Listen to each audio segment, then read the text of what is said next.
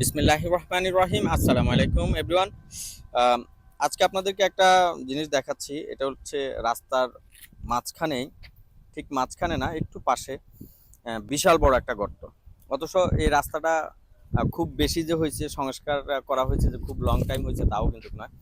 তো অল্প কিছুদিন হয়েছে। তো এখন দেখেন এই রাস্তাটার কি অবস্থা। রাস্তার নিচে দিয়ে কি পরিমাণ গর্ত, রাস্তার একদম ফুল গর্ত হয়ে আছে। একদম নিচে দিয়ে একদম ফুল গর্ত। দেখেন কি পরিমাণ রিক্সের একটা জায়গা। আপনারা দেখেন কি পরিমাণ রিক্সের একটা জায়গা। মনে হচ্ছে যে ভিতরে কোনো কিছুই দেয় নাই, বালু বা মাটি কোনো কিছুই দেয় না, এরকম অবস্থা। কত বড় একটা গর্ত হয়েছে।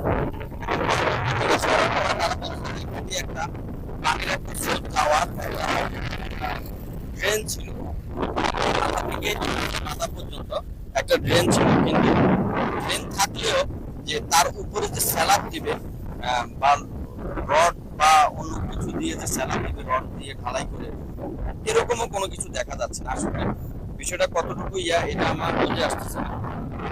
তো এটা জায়গাটা হচ্ছে হাসিরপাড় এবং রাজিরপাড়ের মাঝামাঝি রিক্সের মধ্যে আছে। পুরো রাস্তা যে সকল লোকেরা আছেন, যারা আছেন তারা অবশ্যই বিষয়টা একটু দেখবেন যদি এই ভিডিওটা আপনাদের সামনে যায়।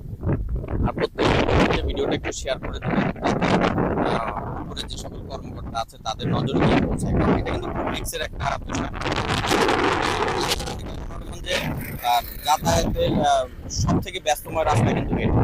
আর আমার আগের আরেকটা ভিডিওতে আপনাদেরকে জানিয়েছিলাম যে হাসিরপাড়ের পর থেকে মনোরগঞ্জ পর্যন্ত রাস্তার যে বেহাল দশা, এটা আমার আগের ভিডিওগুলো একটু চেক করে দেখবেন। সেখানে আপনাদেরকে জানিয়েছি যে রাস্তার বিশাল দশা। হ্যাঁ, মানে মানুষে সাধারণ একটা সাইকেল নিয়ে গেলেও মনোরগঞ্জ অবস্থা খারাপ হয়ে যায়। এর মধ্যে আবার সিএনজি এরা চালাতে শিখেছে এবং যাত্রীদের অনেক সমস্যা হচ্ছে। তার মধ্যে এখন আবার লাকসামের উদ্দেশ্যে যাচ্ছি, তো রাস্তার মধ্যে দেখেছি এই অবস্থা। তো আপনাদেরকে এই বিষয়টা জানালাম।